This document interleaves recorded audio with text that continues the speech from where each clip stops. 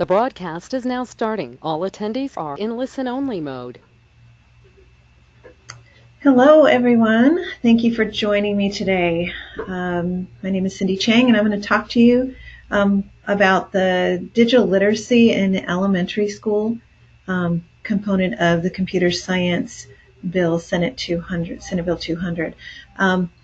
So this is our latest edition, if you will, of the Byte seminar series that I put on to hopefully educate you on the different initiatives moving forward with computer science. So let's go ahead and get started. So let me go to the next slide here. So here's my information. If you have any questions about anything that you hear today or any questions in general regarding computer science here in Nevada, please feel free to reach out to me. Email is probably the preferred method, quickest to get a hold of me, but there's also a phone number listed there should you want to call and chat for a bit. So here's an outline of the topics we're going to talk about today. I'm going to start off with going over Senate Bill 200, the deadlines that were put into the bill. We're going to talk about regulations that were set in place regarding the things that Senate Bill 200 is requiring us to do. We're going to talk about why this importance of having digital literacy in elementary school. And then what is the difference between computer science and digital literacy? Because there is a difference. We're going to talk about potential pathways, funding, licensing, professional development, and those sorts of things. We're going to dig into the computer science standards just a little bit to give you an idea of, how to build your curriculum at the elementary level. I'm going to talk about some resources available, discuss the technology standards revision workshops that just were currently held, and then lastly, call for assistance from all of you. Okay. All right, so here are the 7 main points of Senate Bill 200. They cover, as you can see, many different things. They have different effective dates in the timeline. And the portion we're going to talk about in this seminar is on the computer literacy beginning in elementary school component of the bill. And that became effective July 1st of this year. All right, so what it says is before beginning 6th grade, all students are required to receive instruction in computer education and technology as approved by the state board. And that's in section 3 of the bill if you would like to go look that up. And it also called in section 5 for computer science and computer education technology professional development. And so we have a lot of that going on currently in the state that I will discuss with you in just a moment. So you can see down in that little graph in the bottom image, actually, in the bottom right-hand corner of this slide, it kind of explains what this computer education and technology is. So that is the main subject area. And we've had that for a long time in our requirements for graduation, but they've only covered the K-12 technology standards. But what happened this year through the bill was it also asked for computer science standards to be developed.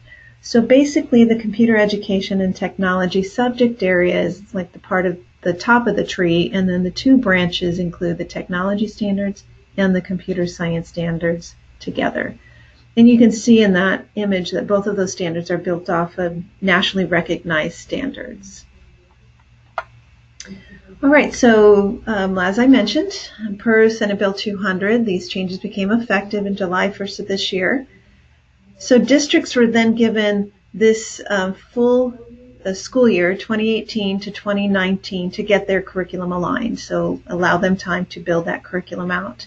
Their updated content should be in place for students during the 2019-2020 school year.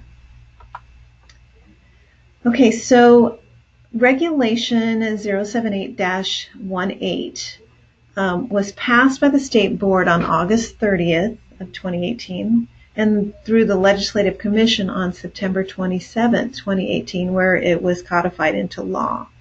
So what this regulation did was it amended the NAC 389.450, which is the required list courses of study required for graduation. And then it also, as you can see, updated 663, 64, and 88, which are the different diploma standard types. So what changes were in place, and I'll click over on the regulation in just a moment, is that it changed the former use of computers subject area to the new computer education and technology subject area that I just mentioned. So let me click over to this so you can get a view of that. So this regulation stated right down here. You see all these courses required for graduation from high school. It includes the computer education and technology, and also states that this half credit course that's taught in the high school is at least 50% of instructional time for computer science and computational thinking. So you may be saying, well, that's fine for high school, but we are elementary.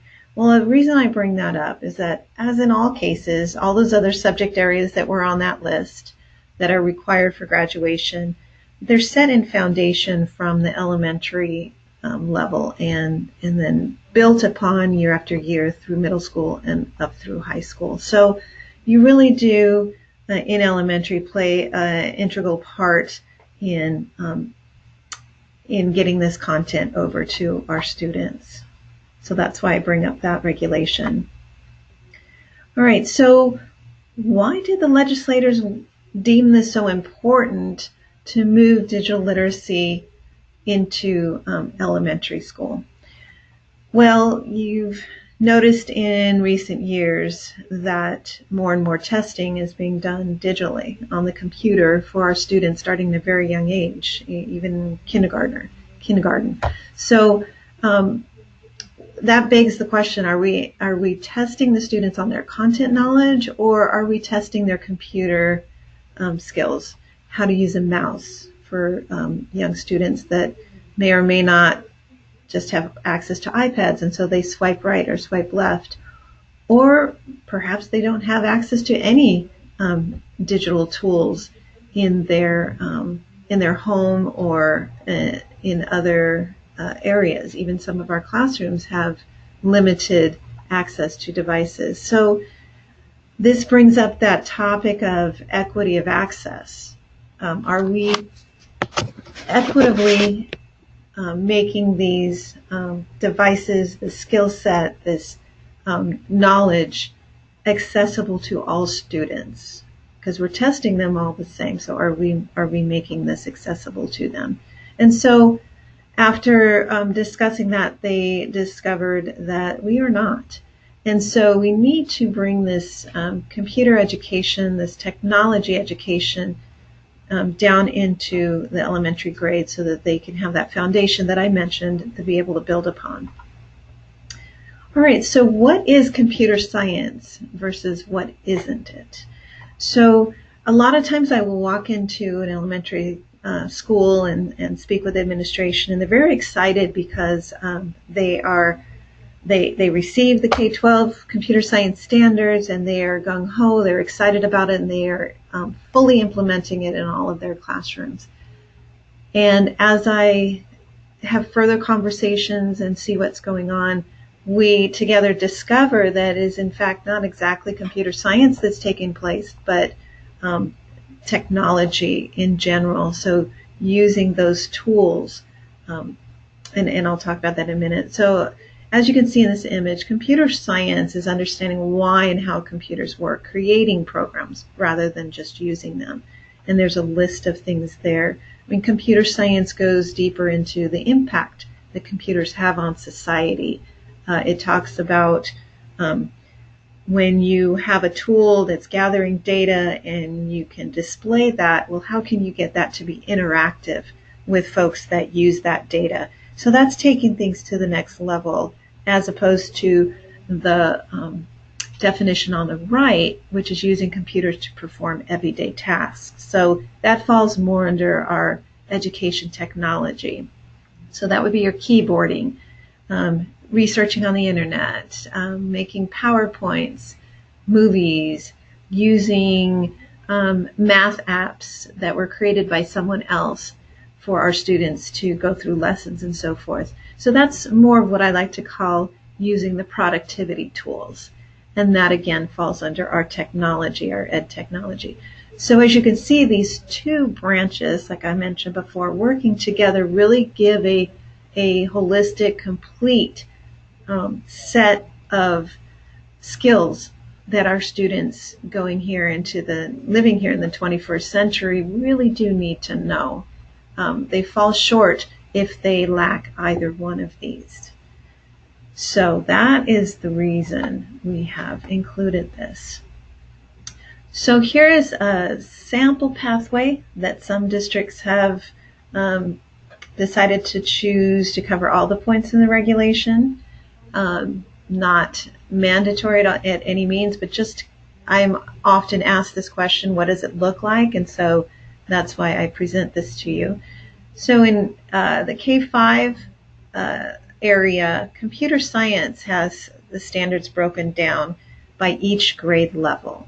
And then you can see when they move into middle school and high school, they're grade banded. So it's a little bit different. The ed tech right now, we currently have our 2010 technology standards that are available to us. They are going through a revision process right now. I'll talk about that in a minute. So currently they are still grade banded K2, 3, 5, and so forth.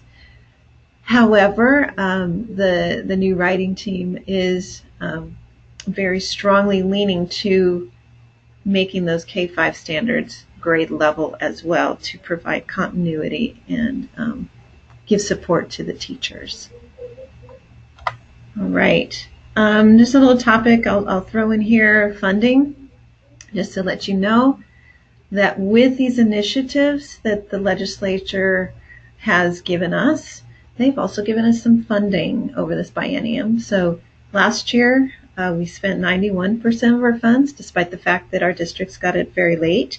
This year, they got it right on time, and so I anticipate a full 100% spending of this money. So if you are at a school or a district that's listed here and you would like to implement new curriculum, other resources in your K-5 program to get digital citizenship, digital literacy, the computer science, all of that started in your school, then please speak to your grant person about spending these funds that are available. I am really trying for this next biennium to get continued funding. It's never a guarantee, but showing them that the first year we spent 91%, this year hopefully 100%, it gives me more of an argument towards the need that's out there. Okay, so on the topic of licensing, I'll just throw it out there. At elementary, you do not need any special endorsement to teach computer science or digital literacy in elementary. So I'll just put that out there. And you will have access to these slides. I will upload them with the video on the STEM Hub site, so you'll be able to click on these links. But you can see I have a page linked here that gives detailed endorsement descriptions. You teach this, then you need this, and where the exceptions are. Okay. All right, so on the note of professional development, where can I find it? So RPDP offers a one-day computer science fundamentals training for elementary teachers. That is on a Saturday, and it's really exciting if you can get your whole staff to go, because then you can start collaborating together on curriculum and resources and so forth. It's really exciting. And I think some of your districts may have some added incentive for that. So anyway, so this helps to guide teachers along the path of building foundational knowledge of computer science concepts to work with your young children. And so here are the folks that you would contact through RPDP, depending on if you're in the south, northeast, or north. And then also I get this question, well, if we have elementary teachers who would like to get an endorsement, not that they're required, but they would like to, where there's some courses they could go. Touro University is also offering courses in all sorts of computer science related methods, how to teach it. Let's see, computer science concepts, how do I integrate this computer science across all subject areas, and so forth. So they're another option for you. All right, so what I would say when it comes to the computer science standards and digital literacy, step one is to read through those standards. Okay, and I have a link to the standards. They are out on the department's website. You can go there too. And then step two would be gain an understanding of these standards through training on the online portal. And I'll tell you about this. So RPDP, in collaboration with the Nye County Consortium, and you can see the other counties that were involved there as well, created this online teacher training portal for all Nevada educators to help them unwrap the Nevada academic content standards for computer science. The site can be found on the link I have here, or you can go out to the Southern Nevada RPDP website. There's a link right there on the front page. But this portal is amazing. It provides about 15 hours of instruction. It breaks down each of the standards, gives support to the teachers, and does it by grade level. So yeah, I really encourage you to go through there and gain an understanding. All right, so let's talk about some examples of this digital literacy concept prior to sixth grade, so in elementary. So on the left, I have an example of the computer science standards. And then on the right, I have the referenced math standards. So let's talk about this. So with the computer science standards over here, I've chosen the concept of algorithms and programming. You can see that the kindergarten standard is listed here on the left, the indicator, and then the standard itself is on the right. It shows where it connects to practice and concepts, and then down below where it connects directly to our other Nevada academic content standards at that grade level of kindergarten. So you can see science, math, ELA, and social studies. So over here, using just the subject area of math, I list the math standard that's referenced down here, the computer science standard, and I've got both of those here, and then also the technology standard that's here. And I'll tell you, there was too many to list because technology was all over this one. But here's an example of what that would look like. Create a list of instructions, which are called algorithms in computer science, for getting dressed for school. Analyze and troubleshoot the chosen algorithm structure. Explain your reasoning. Recognize patterns that repeat.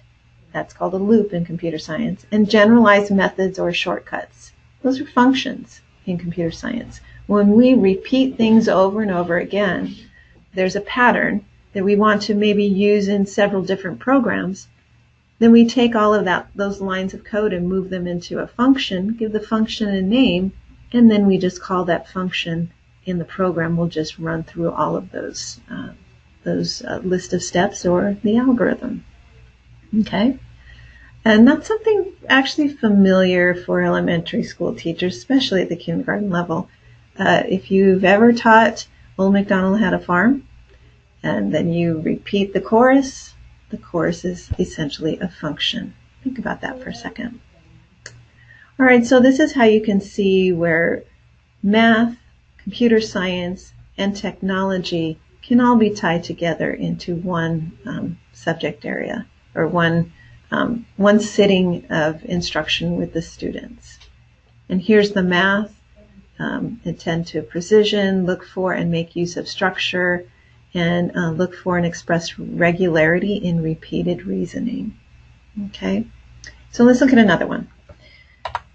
So here we have the same computer science standard for kindergarten under the algorithms and programming concept, only now we're going to use English language arts.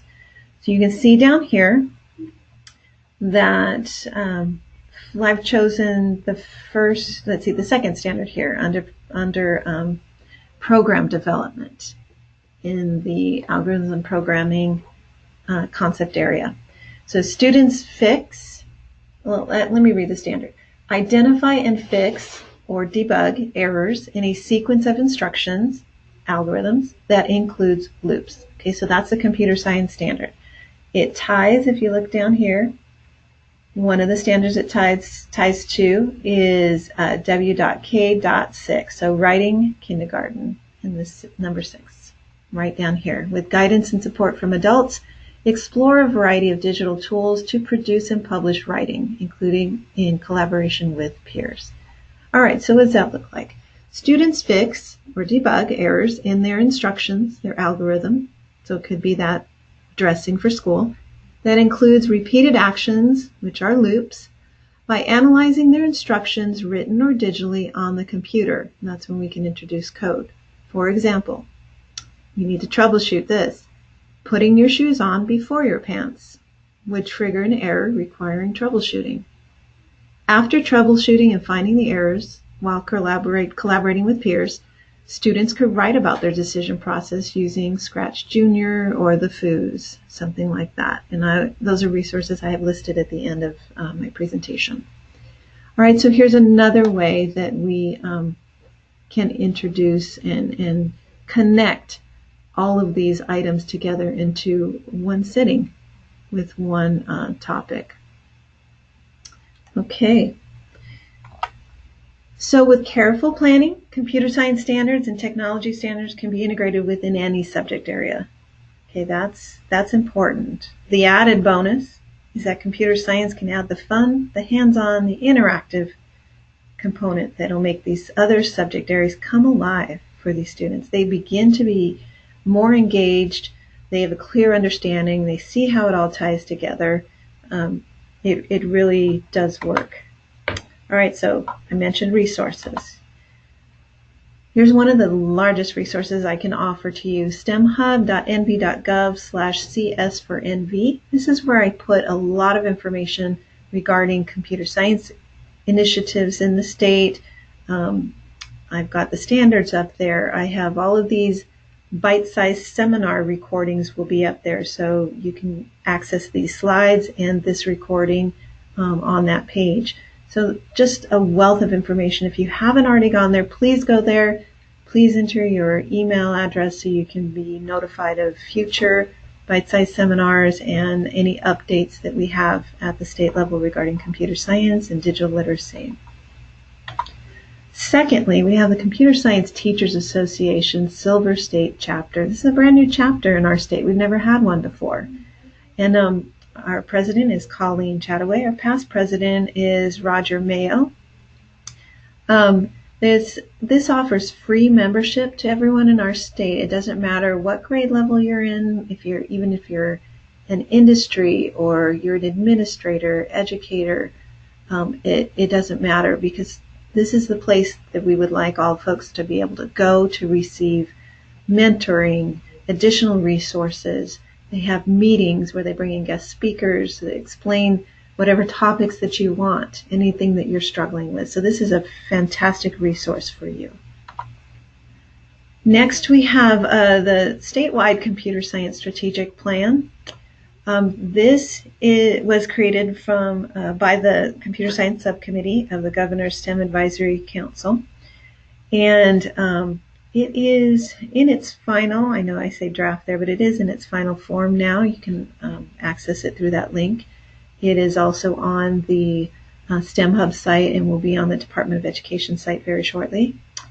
So it is very helpful to you as districts and educators in the classroom to understand what the state views as their strategic plan. Where are we going with computer science initiatives?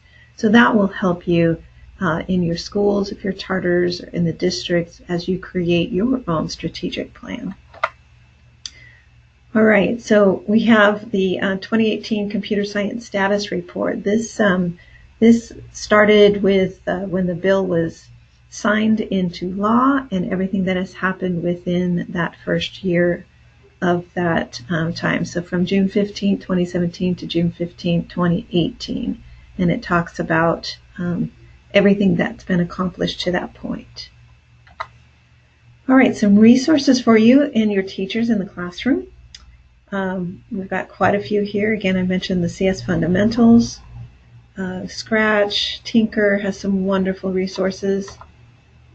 And there are some more there for you to use. So this will be helpful as your teachers start to get more familiar, or if you're a teacher in the classroom, kind of play around with these and see what you can do. All right, I mentioned the education technology standards. Currently we have 2010 that is out there, but they are going through the revision process right now. The writing team met just last week, Thursday and Friday, to update these standards.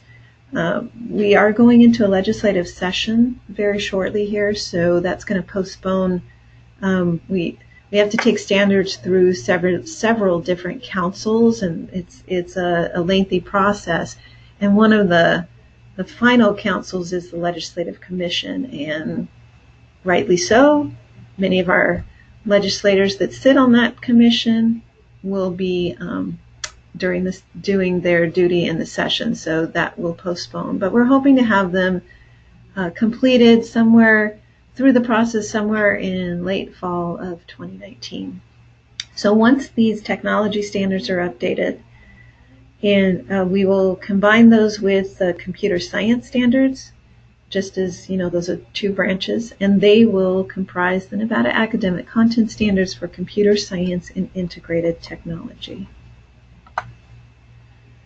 So on the subject of standards, if you would like to be part of the internal review process for these standards, please send me an email, and I will make sure that you get to see those once they are in that format before they go out for public review. And secondly, I'll be putting together a group of elementary educators, administrators that would like to work on a guidance document for districts and charters that are putting together curriculum for this digital literacy prior to 6th grade requirement. So again, please email me if this is something you would like to be a part of, because I would love to have your input, particularly as you are living this elementary life day to day. All right, is there anyone out there who has any questions or concerns? How can I help you? How can I support you in making these changes in your district? Okay, I have a question, actually this is a good one. So it's, are there any documents, like Q&A documents for parents? We do not have any FAQ document for parents per se. We do have a general FAQ document on the department website. So you can go there, go to the computer science, go to academic content standards and then choose computer science, and you'll be able to see a link to that FAQ document. But that is an interesting thought. Perhaps we could put together a document specifically for parents. On the STEM Hub website, I do have a drop down for parents, so that would be a good place to put that as well. Thank you. I appreciate that. Okay, I have another one that's asking about, what do you do when you have teachers or administrators that haven't really bought into this?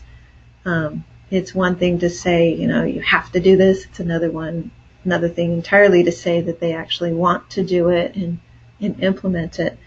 Yeah, that's a good question. I mean, getting buy-in from stakeholders is always a challenge. I believe, however, that as administrators and educators, we've gone into this field of work because we value education. We value teaching children the skill sets that are going to make them successful in their lives. So having said that, we have a unique situation that we're in right now in our nation. I'll just start there, where we have a severe lack of skill set when it comes to computer science. And that's not just programming, but that is computer science in general. I mean, computer science is in every trade, every career path that is out there, whether you're in medical or automotive or you name it, even agriculture. Computer science is a huge component. And so by not teaching it to all students, only to the ones that perhaps maybe walked into that class in high school, or they were perceived adept at math or science, and so okay, let's put them in a computer science course, or maybe they asked for it because they're kind of interested, but it's not reaching all students. And in the 21st century that we're in, with robots and self-driving cars and a host of other things that haven't even been created yet, by not allowing students access equitably to computer science foundational concepts, we are doing a disservice. We are graduating class after class of students that are already behind in what I would call an important literacy of the 21st century, just as math and English were in prior times and still are today. So, I mean, when you look at that perspective, if we continue to do this in all of our schools throughout all of our states, our nation is going to be behind even further other nations who have been doing this, teaching computer science for many years. So that is one bigger picture. In a more local area, so in our state alone, we are actually a leading state in the nation when it comes to computer science initiatives. We have standards. We're the first to tie them directly to other core subject areas to assist our teachers. We have legislation that prescribes funding to support these initiatives. We have a model in place that a lot of other states in the country are looking to for guidance and direction. So we are on the right path. We just need to make sure that each of our students in each of our classes at every grade level, at every turn, are receiving the necessary foundational skills in computer science and technology that I know that we can provide, because we have some of the most amazing teachers here in our state. So that's what I would say to them about getting buy-in. It would be like just taking math out of the curriculum because we just don't have time. I mean, that's kind of what we're saying here. There's something to be taught that is vitally important, a digital literacy for our students. It really isn't an option anymore to not teach this. It is vital to their survival in the future. So anyways, that's my take on that. Do I have any other questions? Okay, I don't see any more. So I will end here. I really appreciate you taking your time out to come to the webinar. If you have any other topics for other bite-sized seminars in the series, please let me know. Send me an email. I'll be happy to research that and get that information out to you. And I appreciate all that you do as teachers. This cute little bug right here on the screen right now is my granddaughter. She's 3 months old, and I know that she'll be growing up very, very quickly and heading into your elementary school classrooms where she will learn computer science and technology. So I completely appreciate all that you do. So with that, I will end this seminar, and please enjoy the rest of your evening. Thank you so much. Bye-bye.